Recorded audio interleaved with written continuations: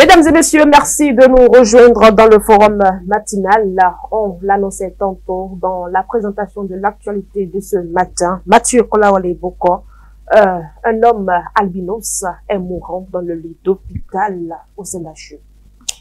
J'avais subtilement lu l'article sur les réseaux sociaux par un confrère qui l'a publié, mais il était évident d'aller faire le constat, descendre, parce que si vous ne savez pas, il y a beaucoup de rumeurs aujourd'hui sur les réseaux sociaux où on s'interroge sur la véracité vraiment des faits.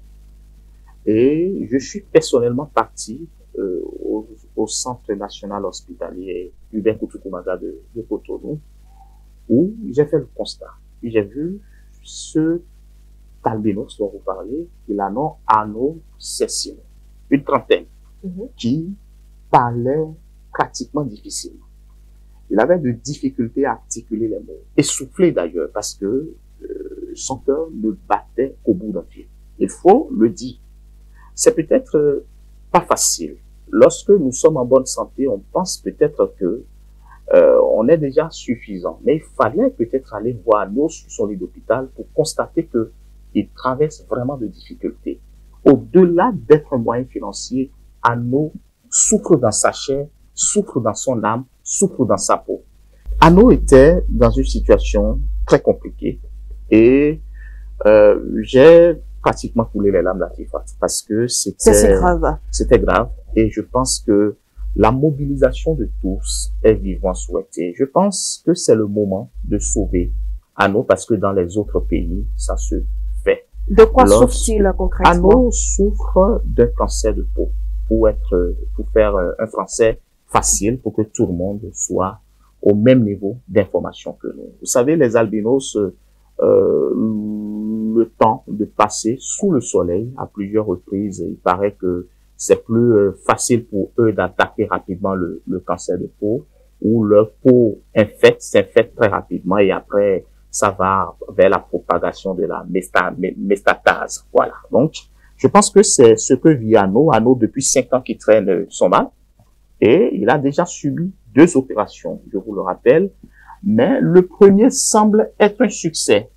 Parce que le médecin qui aurait opéré Arnaud a fait le suivi. Mais le second médecin qui a consulté Arnaud, parce que le cancer a refait surface, n'a pas réussi l'opération. Ce qui, du coup, a déclencher, d'accord, la situation dans laquelle Arnaud se retrouve, puis transférer d'urgence au CNHU actuellement. Vous savez que à l'hôpital aujourd'hui, c'est les moyens. Lorsque vous n'avez pas les moyens qu'il faut, c'est compliqué, encore que quand vous êtes issu d'une famille qui n'est pas quand même, qui ne se situe pas dans une classe sociale bien définie ici aujourd'hui. Donc, moi je pense que il y a quand même des personnes de bonne volonté qui ont enclenché le processus d'appel à la solidarité. Donc, je voudrais déjà, par notre canal, saluer personnellement l'Organisation nationale des femmes béninoises qui s'évertue au jour le jour à porter secours à cette frange, d'accord, de couches que nous appelons les albinos. Parce que pour eux, ils se voient déjà marginalisés dans la société. On ne les considère pas difficiles de trouver du boulot, difficiles d'étudier parce que à chaque fois, ils sont insultés, ils sont vilipendés, ils sont sacrifiés, d'accord, pour des rituels, etc.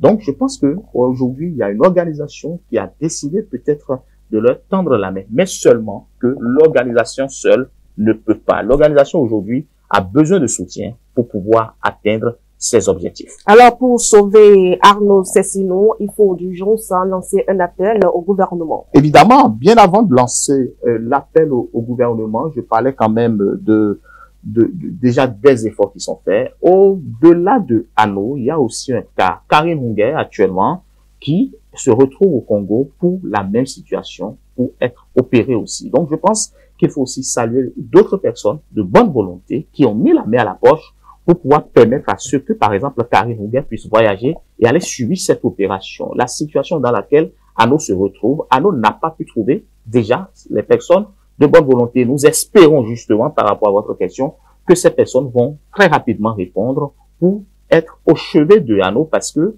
Ano a moins de 10 jours encore sur cette terre. Si rien n'est fait, c'est compliqué. Donc, je pense, après, il y a 2 numéros qui sont déposés déjà pour les personnes de bonne volonté qui pensent peut-être apporter un coup de pouce à Ano. C'est le 97 27 45 27 97 27 45 27 95 56 36 20. Et je pense que l'implication du président de la République, personnellement, est souhaitée, est attendue pour que Ano puisse retrouver quand même 2 choses, la vie et la protection sociale. Surtout en cette période de fin d'année, il faudrait qu'on lui permette au moins de fêter en famille. Ne le laissons pas mourir. Franchement, ne laissons pas Ano mourir. Et c'est ce que nous faisons d'ailleurs. Voici, nous, notre pierre ou notre contribution que nous apportons. Et nous pensons peut-être que les influenceurs qui vont nous écouter, les personnes de bonne volonté qui vont nous écouter, vont mettre la main à la pâte pour sortir Ano de cette difficulté. Merci à vous, Mathieu Kolawole Boko. Mesdames et messieurs, voilà le message du forum de ce matin. On se retrouve dans la suite de votre émission tout juste après la virgule publicitaire.